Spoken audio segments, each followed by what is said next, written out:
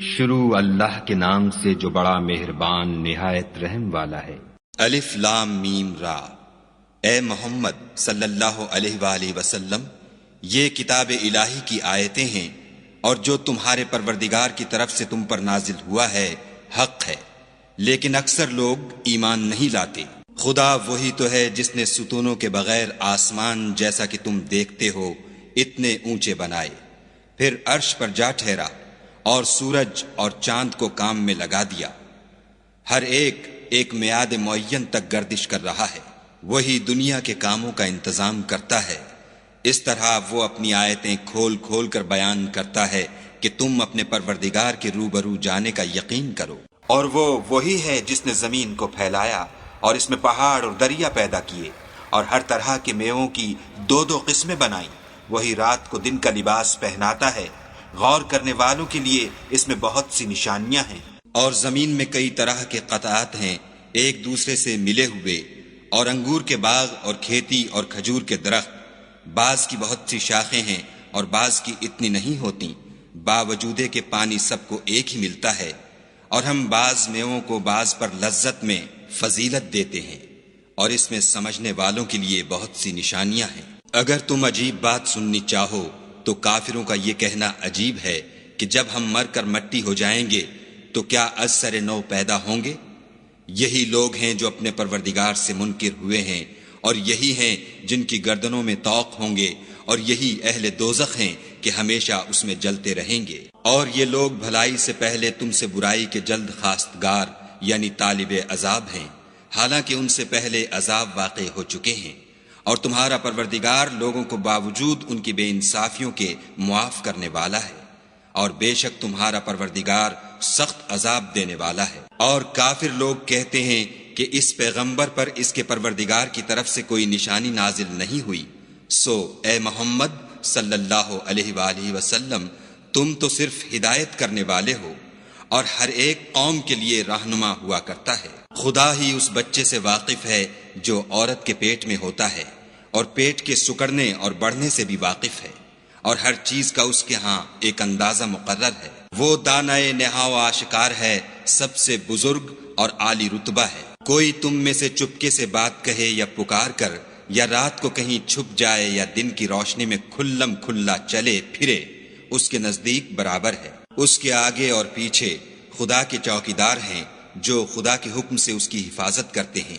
خدا اس نعمت کو جو کسی قوم کو حاصل ہے نہیں بدلتا جب تک کہ وہ اپنی حالت کو نہ بدلے، اور جب خدا کسی قوم کے ساتھ برائی کا ارادہ کرتا ہے تو پھر وہ پھر نہیں سکتی، اور خدا کے سوا ان کا کوئی مددگار نہیں ہوتا۔ اور وہی تو ہے جو تم کو ڈرانے اور امید دلانے کے لیے بجلی دکھاتا اور بھاری بھاری بادل پیدا کرتا ہے، اور رعد اور فرشتے سب اس کے خوف سے اس کی تسبیح و تحمید کرتے رہتے ہیں۔ اور وہی بجلیاں بھیجتا ہے، پھر جس پر چاہتا ہے گرا بھی دیتا ہے، اور وہ خدا کے بارے میں جھگڑتے ہیں، اور وہ بڑی قوت والا ہے۔ سود مند پکارنا تو اسی کا ہے، اور جن کو یہ لوگ اس کے سوا پکارتے ہیں وہ ان کی پکار کو کسی طرح قبول نہیں کرتے، مگر اس شخص کی طرح جو اپنے دونوں ہاتھ پانی کی طرف پھیلا دے تاکہ دور ہی سے اس کے منہ تک آ پہنچے، حالانکہ وہ اس تک کبھی بھی نہیں آ سکتا۔ اور اسی طرح کافروں کی پکار بیکار ہے۔ اور جتنی مخلوقات آسمانوں اور زمین میں ہے، خوشی سے یا زبردستی سے خدا کے آگے سجدہ کرتی ہے، اور ان کے سائے بھی صبح و شام سجدے کرتے ہیں۔ چونکہ آیت سجدہ تلاوت کی گئی ہے لہذا سامعین پر سجدہ واجب ہے۔ ان سے پوچھو کہ آسمانوں اور زمین کا پروردگار کون ہے، تم ہی ان کی طرف سے کہہ دو کہ خدا۔ پھر ان سے کہو کہ تم نے خدا کو چھوڑ کر ایسے لوگوں کو کیوں کارساز بنایا ہے جو خود اپنے نفع و نقصان کا بھی اختیار نہیں رکھتے۔ یہ بھی پوچھو کیا اندھا اور آنکھوں والا برابر ہے، یا اندھیرا اور اجالا برابر ہو سکتا ہے؟ بھلا ان لوگوں نے جن کو خدا کا شریک مقرر کیا ہے، کیا انہوں نے خدا کی سی مخلوقات پیدا کی ہے جس کے سبب ان کو مخلوقات مشتبہ ہو گئی ہے؟ کہہ دو کہ خدا ہی ہر چیز کا پیدا کرنے والا ہے، اور وہ یکتا اور زبردست ہے۔ اسی نے آسمان سے میں برسایا، پھر اس سے اپنے اپنے اندازے کے مطابق نالے بہ نکلے، پھر نالے پر پھولا ہوا جھاگ آ گیا، اور جس چیز کو زیور یا کوئی اور سامان بنانے کے لیے آگ میں تپاتے ہیں اس میں بھی ایسا ہی جھاگ ہوتا ہے۔ اس طرح خدا حق اور باطل کی مثال بیان فرماتا ہے، سو جھاگ تو سوکھ کر زائل ہو جاتا ہے، اور پانی جو لوگوں کو فائدہ پہنچاتا ہے وہ زمین میں ٹھہرا رہتا ہے۔ اس طرح خدا صحیح اور غلط کی مثالیں بیان فرماتا ہے تاکہ تم سمجھو۔ جن لوگوں نے خدا کے حکم کو قبول کیا ان کی حالت بہت بہتر ہوگی، اور جنہوں نے اس کو قبول نہ کیا، اگر روئے زمین کے سب خزانے ان کے اختیار میں ہوں تو وہ سب کے سب اور ان کے ساتھ اتنے ہی اور نجات کے بدلے میں صرف کر ڈالیں، مگر نجات کہاں؟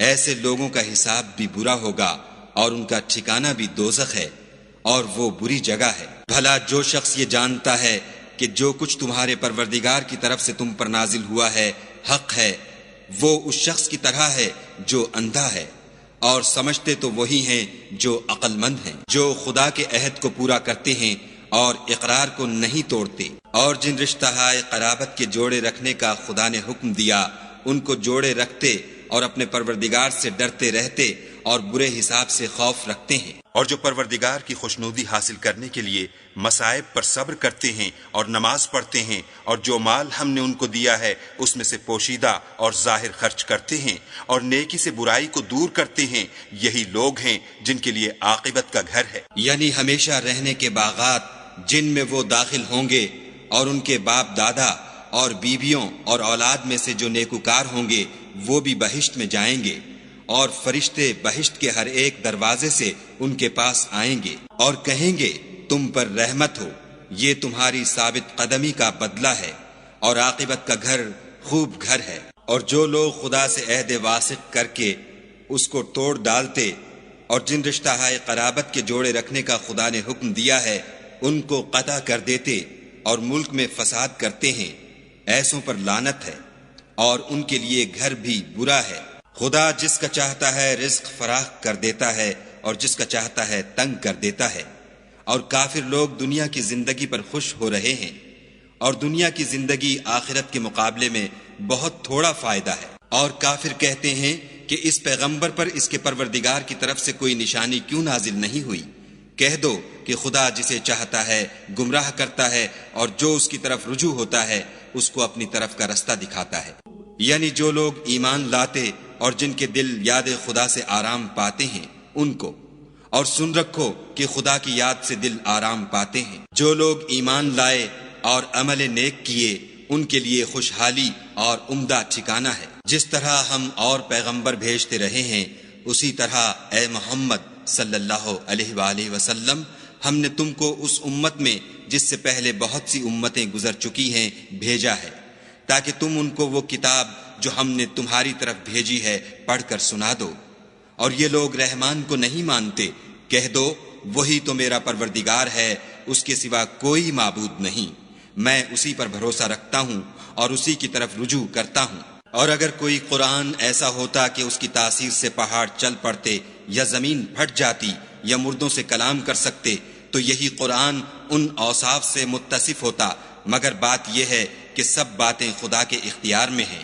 تو کیا مومنوں کو اس سے اطمینان نہیں ہوا کہ اگر خدا چاہتا تو سب لوگوں کو ہدایت کے رستے پر چلا دیتا، اور کافروں پر ہمیشہ ان کے اعمال کے بدلے بلا آتی رہے گی یا ان کے مکانات کے قریب نازل ہوتی رہے گی، یہاں تک کہ خدا کا وعدہ آ پہنچے۔ بے شک خدا وعدہ خلاف نہیں کرتا۔ اور تم سے پہلے بھی رسولوں کے ساتھ تمسخر ہوتے رہے ہیں، تو ہم نے کافروں کو مہلت دی پھر پکڑ لیا، سو دیکھ لو کہ ہمارا عذاب کیسا تھا۔ تو کیا جو خدا ہر متنفس کے اعمال کا نگراں و نگہبان ہے وہ بتوں کی طرح بے علم و بے خبر ہو سکتا ہے؟ اور ان لوگوں نے خدا کے شریک مقرر کر رکھے ہیں، ان سے کہو کہ ذرا ان کے نام تو لو۔ کیا تم اسے ایسی چیزیں بتاتے ہو جس کو وہ زمین میں کہیں بھی معلوم نہیں کرتا، یا محض ظاہری باطل اور جھوٹی بات کی تقلید کرتے ہو؟ اصل یہ ہے کہ کافروں کو ان کے فریب خوبصورت معلوم ہوتے ہیں، اور وہ ہدایت کے رستے سے روک لیے گئے ہیں، اور جسے خدا گمراہ کرے اسے کوئی ہدایت کرنے والا نہیں۔ ان کو دنیا کی زندگی میں بھی عذاب ہے اور آخرت کا عذاب تو بہت ہی سخت ہے، اور ان کو خدا کے عذاب سے کوئی بھی بچانے والا نہیں۔ جس باغ کا متقیوں سے وعدہ کیا گیا ہے اس کے اوصاف یہ ہیں کہ اس کے نیچے نہریں بہہ رہی ہیں، اس کے پھل ہمیشہ قائم رہنے والے ہیں اور اس کے سائے بھی۔ یہ ان لوگوں کا انجام ہے جو متقی ہیں، اور کافروں کا انجام دوزخ ہے۔ اور جن لوگوں کو ہم نے کتاب دی ہے وہ اس کتاب سے جو تم پر نازل ہوئی ہے خوش ہوتے ہیں، اور بعض فرقے اس کی بعض باتیں نہیں بھی مانتے۔ کہہ دو کہ مجھ کو یہی حکم ہوا ہے کہ خدا ہی کی عبادت کروں اور اس کے ساتھ کسی کو شریک نہ بناؤں۔ میں اسی کی طرف بلاتا ہوں اور اسی کی طرف مجھے لوٹنا ہے۔ اور اسی طرح ہم نے اس قرآن کو عربی زبان کا فرمان نازل کیا ہے، اور اگر تم علم و دانش آنے کے بعد ان لوگوں کی خواہشوں کے پیچھے چلو گے تو خدا کے سامنے کوئی نہ تمہارا مددگار ہوگا اور نہ کوئی بچانے والا۔ اور اے محمد صلی اللہ علیہ وآلہ وسلم، ہم نے تم سے پہلے بھی پیغمبر بھیجے تھے اور ان کو بیویاں اور اولاد بھی دی تھی، اور کسی پیغمبر کے اختیار کی بات نہ تھی کہ خدا کے حکم کے بغیر کوئی نشانی لائے۔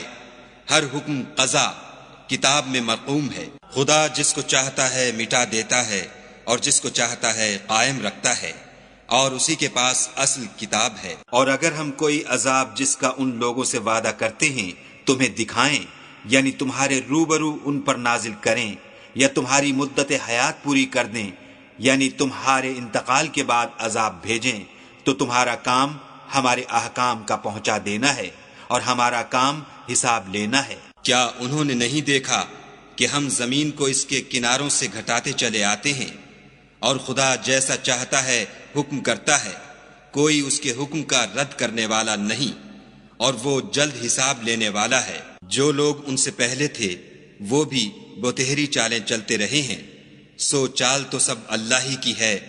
ہر متنفس جو کچھ کر رہا ہے وہ اسے جانتا ہے، اور کافر جلد معلوم کریں گے کہ عاقبت کا گھر یعنی انجام محمود کس کے لیے ہے۔ اور کافر لوگ کہتے ہیں کہ تم خدا کے رسول نہیں ہو۔